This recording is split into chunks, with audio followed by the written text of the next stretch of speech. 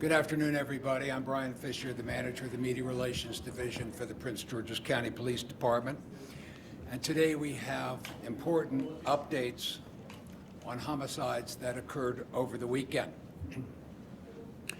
Joining us with more information are Prince George's County Chief of Police George Nader, Prince George's County Executive Aisha Braveboy, State's Attorney Tara Jackson, Deputy Chief Administrative Officer for Public Safety and Homeland Security Melvin Powell, and from the U.S. Marshals Capital Area Regional Fugitive Task Force, Acting Assistant Chief Inspector Tristan Martin, and U.S. Marshal Clinton Fuchs.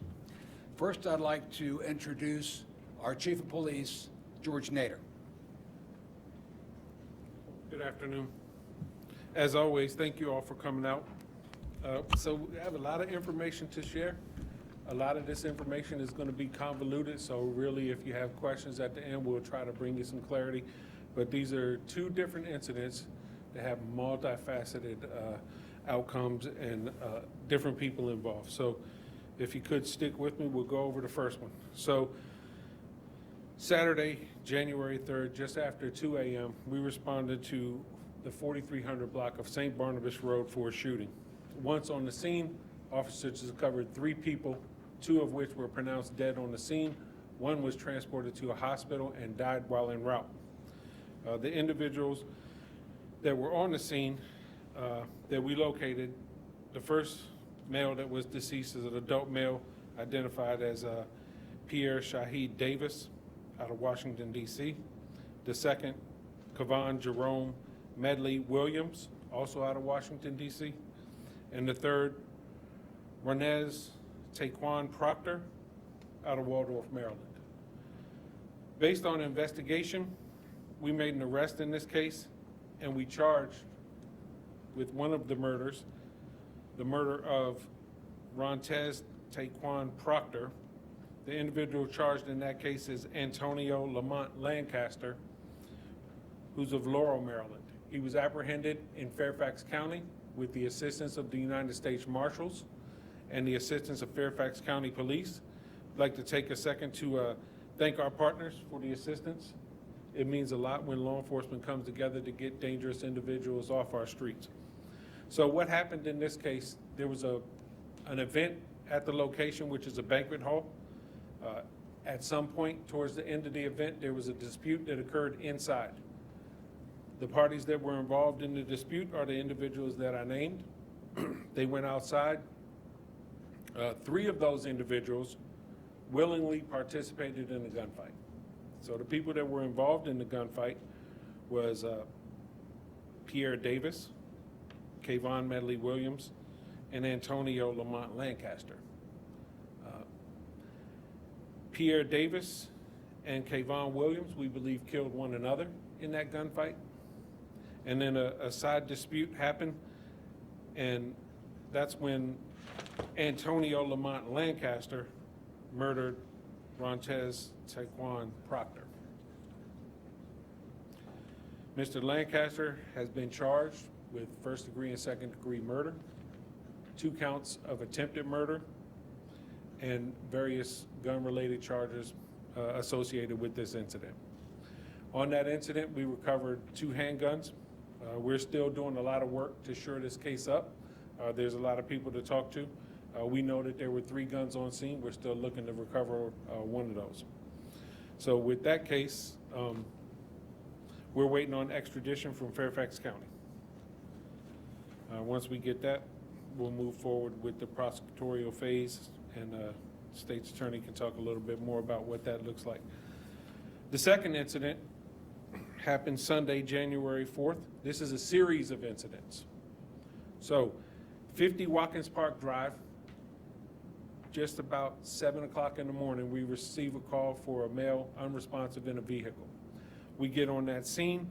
We locate a 65-year-old victim who's pronounced deceased from gunshot wound. About 12 hours later, we receive a call in the area of 12,000 block of Campbellton Drive for a shooting and a carjacking. We get on that scene, we recover a vehicle that was carjacked, and we find one adult male shot in the leg.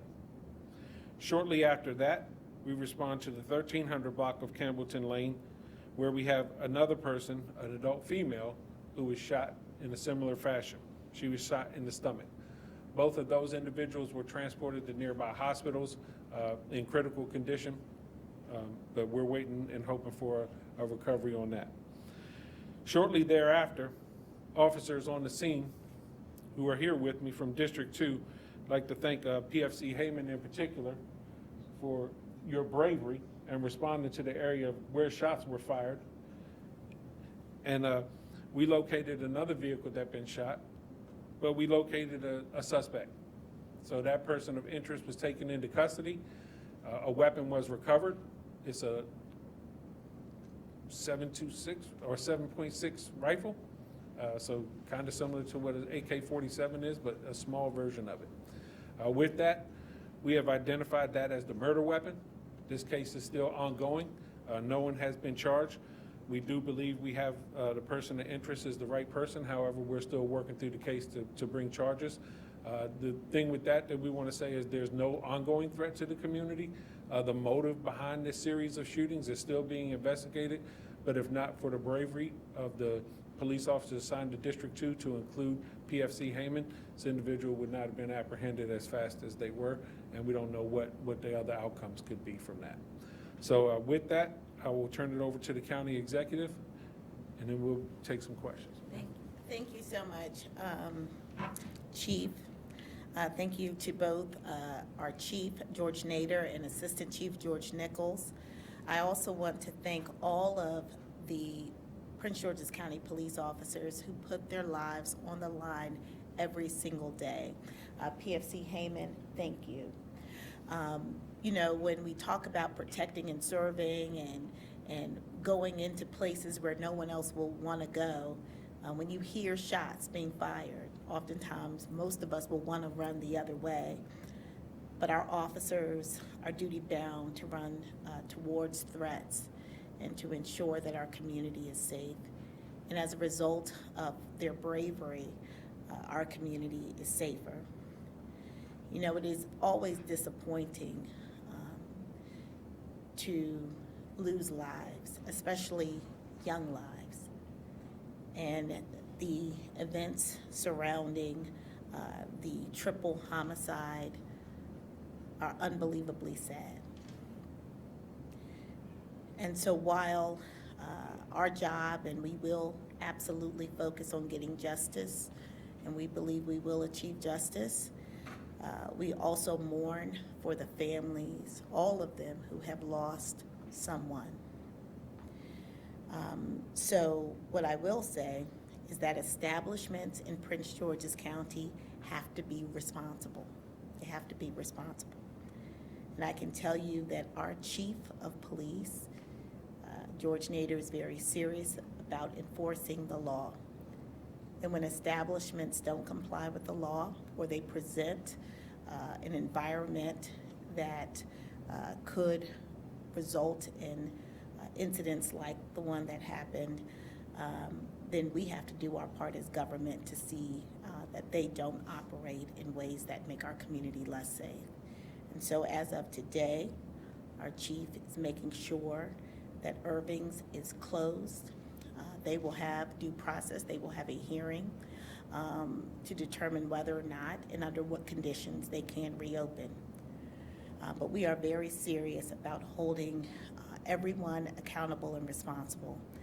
And while the individuals, obviously, who own Irving's, we're not saying that they participated in the shooting themselves, having establishments open that late at night without security is a problem.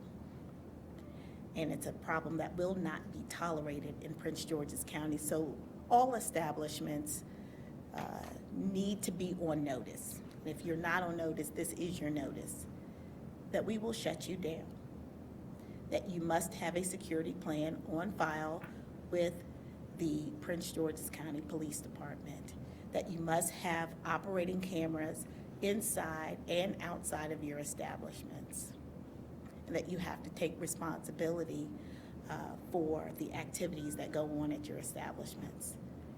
So that's important to note here. You know, as far as the shooting that took place behind the LA Fitness, that was a very sad incident. At this time, there's really no indication that the person of interest and the victim in that case knew each other, or that the person of interest knew any of the other individuals that were shot or attempted to be shot. And so those types of incidents are the most concerning, because you're talking about potentially perfect strangers. But what I will say is that there is no ongoing threat here in Prince George's County because of the work of our police department. I can't say enough how incredibly proud I am of the men and women who make up this department. We can't prevent every incident, but what we can do is be present and show our community that we're serious about getting the job done. And that's what happened in this case. So now we will turn all of this over to our amazing State's Attorney, Tara Jackson, who will be speaking next. But just again, to the community, our hearts go out to all of you, those who've lost someone, those who live in the communities where these incidents took place. We want you to know that Prince George's County is a safe place to live, to work, to play. That incidents do happen, unfortunately, but when they happen, we're on top of it, and we will seek and get justice. Thank you. Good afternoon. Of course, my condolences do go out to the families of all of the victims that were lost over the holiday weekend. As the county executive says, it's disappointing, especially after we celebrated, and we continue to celebrate a good year last year as it relates to the work that this public safety team has accomplished. 40% drop in homicides is nothing to, we shouldn't take that lightly. But obviously one murder is too many murders. And certainly 3 murders is too many murders. And so our hearts go out to the victims. The role of the state's attorney, of course, is different than that of our sworn officers on the street, but I do want the public to know that we continue to work with our police department from the moment a crime occurs, a crime like this occurs, providing the necessary legal advice that aids them in their investigations to bring people to justice. As it relates to the triple homicide that occurred, there is obviously a person that's been charged, and it is in Virginia, and that person is facing an extradition hearing. He has a right to waive that extradition hearing and agree to be returned to Prince George's County to face his charges. And if he doesn't waive it, then there'll be a hearing that is had in Virginia. Once he comes to Prince George's, we will, per usual, have a bond hearing, and then our office will make decisions around what the appropriate charges are to present to the grand jury. And as it relates to the person of interest in the homicide that occurred and shootings that occurred on January 4th, we will continue to assist our police partners in every way possible to make sure that the appropriate person is charged and brought to our office to be held accountable. And I want to just say to the public, that's our job, to make sure that after persons are charged and brought to the state's attorney's office, that we do everything in our power to make sure that we're holding them accountable to the greatest extent under the law. You cannot wreak this kind of havoc in our community and expect to go unpunished. And we're going to do everything possible, along with this phenomenal team, to make sure that there is justice in these cases. Thank you. Prior to taking questions, for the men and women of the Prince George's County Police Department, from our District 2 officers to the District 4 officers that responded to the scene, from this Criminal Investigations Division that works around the clock, the Gun Crimes Unit and the Homicide Unit, and the men and women that work in our forensic labs that come together and partner with our law enforcement jurisdictional partners to bring closure to cases, go into dangerous situations and handle scenes and see a lot of things that normal people in society wouldn't have to see. I would say for that, you're heroes, and I thank you from the bottom of my heart for what you do for our community. With that, open it up for any questions that you may have. Wait for your microphone. Lionel from WUSA. Yes, Lionel, WUSA 9. This is a two-part question. First off, in regards to the triple homicide, are you all expecting to make more arrests in connection to that shooting? It is possible that we make more arrests, but we'll explore that with the state's attorney. We do know we have the main person responsible for the murder in custody. All right, and the second thing I wanted to ask you is State's Attorney Jackson brought up earlier, last year we were just talking about, a significant drop in the amount of homicides, and now just over this past weekend, 4 homicides. How frustrating is that for you all to be starting the year off like this? And I think the word frustrating might not be the word. I think the word heartbreaking is more the word, because kind of what we said in the past press conference too is any loss of life is tragic, and to have to see it over and over again, it becomes really heartbreaking to see young lives taken too soon, and especially when it's surrounding so much gun violence. When we look at the work that was done by Prince George's County Police Department last year, just under 900 arrests for illegal guns, just under 1,500 guns recovered. So there are a lot of guns out there, far too many people carrying guns, far too many people confident enough to carry guns. So the work that these officers do day in and day out to keep us safe, I think that's what I look at, and that's what, brings me purpose, to keep our community safe. So I think frustrating looking at numbers, more heartbreaking looking at people. Bob Barnard. Yeah, Chief. Sorry, Chief. Bob with Fox 5. Do we know what kind of party was happening, and are the people involved in the Irvings, were they related? Were they friends? Why the gunfire? We do know that it was a birthday party. The relation to everybody there, we don't know exactly. We do know it was not an event that we believe was open to the public, though, so it was an invite. So I would assume people knew one another in some form or fashion. And what sparked the gunfire? We exactly don't know what started the dispute inside, still under investigation. We understand the gentleman you arrested apparently just blank shot the victim right in the head. That's what we believe happened, yes. And I would like to thank the members of the media, because we know that you guys had information that you could have released that would have jeopardized this case, and you didn't. So for that, we say thank you so much, because it's important to keep that information confidential until it's time to release it. So we really appreciate that, and it was a brutal murder. Chief, with regard to that's a loud mic, with regard to the other case, the man, the 65-year-old. Yes, sir. And 2 others who may have been stranger to the shooter, that's a highly unusual thing. Is this a case of some sort of a sniper, someone running around randomly shooting people? Was there any? So we don't think Three, were all of the 3 unrelated? So like the man and the woman, were they unrelated to each other as well? They were all 3 unrelated to one another. We don't think it was a DC sniper type incident, but we do believe one individual was responsible for all of those shootings. The motive behind it, we're still looking at. We're looking at that there may be robberies, but there may be some other significance that comes up with this individual as we explore a little bit more into their history. But you have him, and you have what you believe is the murder weapon in each of the 3 shootings. We have the person we believe responsible, person of interest in custody. We have the weapon that was used in the homicide. We're just working through the case to see if we can come forward with charges. pretty confident that we will.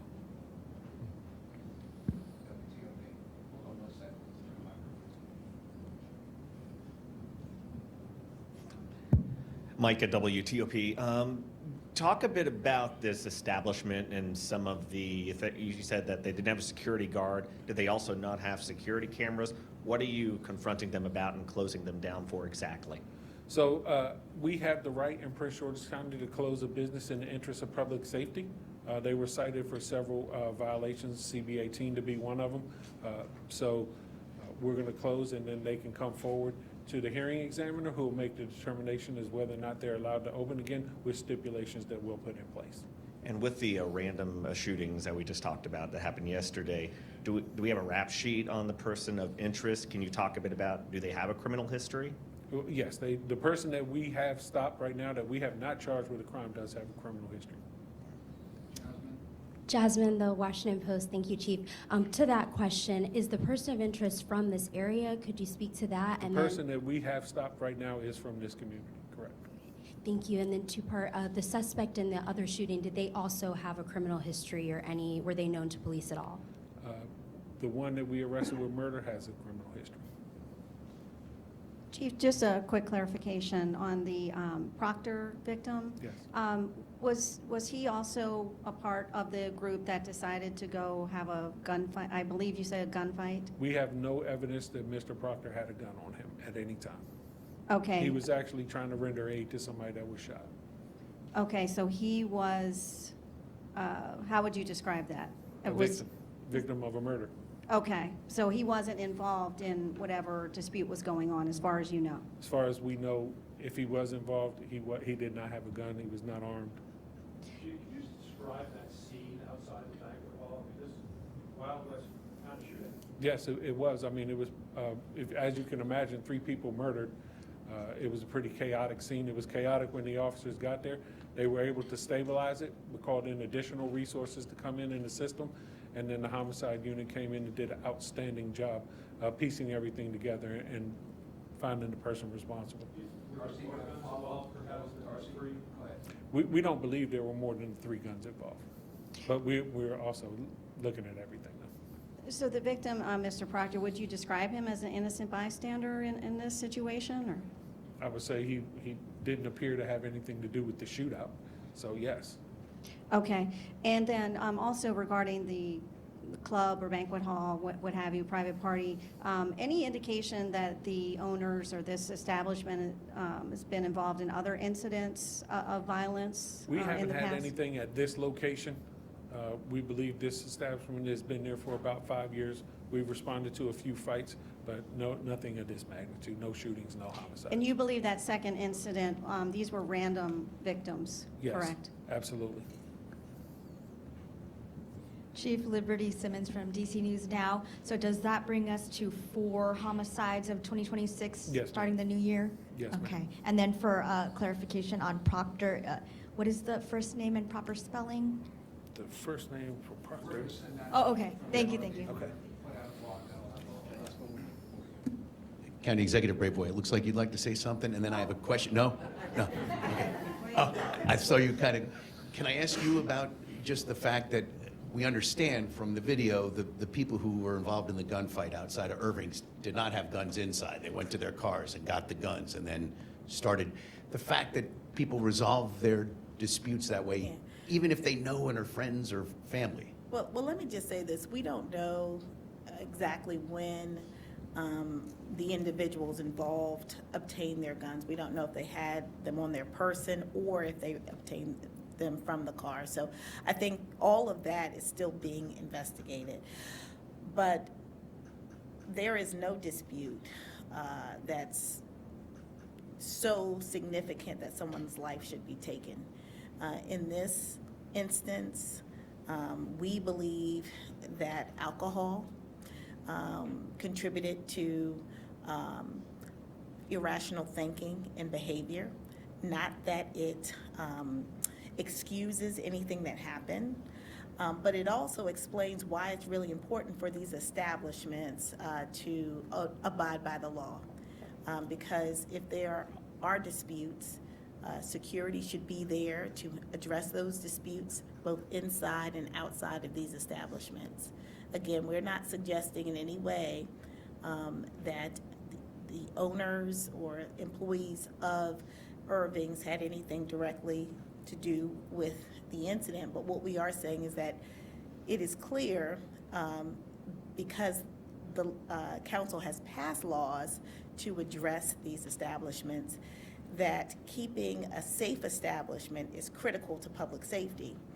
And what we believe at this time, and that is why our chief took the step to request that the establishment be closed, is that the establishment wasn't abiding by the rules and the laws, and the environment is such that these incidents could happen.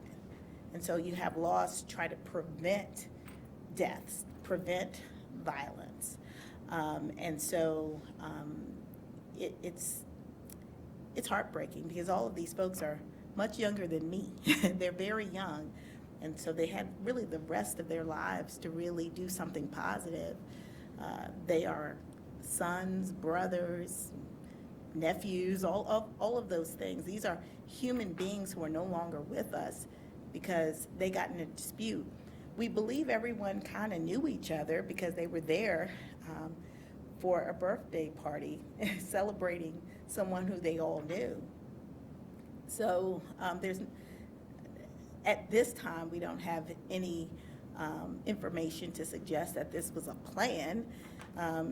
It seems like that something occurred possibly during the event, and it spilled out outside in the parking lot, and it resulted in the death of 3 people. It's just unbelievable, unthinkable, and my heart goes out to everyone who was there that night who had to witness it. I mean, because literally there are 3 people who probably everyone knew who didn't get to go home that night. A lot of the reason was their choices, right? Because we have 2 people who we believe shot at each other and killed each other. That's what it appears to be at this time. And then 1 person who decided to shoot and kill another at point blank range. So he's going to have to account for that and be held accountable for that. And I know our state's attorney pretty well, and I'm pretty sure I know what her intent is, and that is to get justice. And that's what we are all going to be pushing for at this time. But we're asking everyone, please, if you have a dispute with someone else, we're going to have disputes, but there are other ways to resolve them. If you pick up a weapon, you may end your life and someone else's life. So it's not just the person who you have a dispute with whose life might be over. It's yours too. Because when you choose to kill someone, we have no choice but to seek tough and appropriate penalties. And sometimes that may be spending your life behind bars.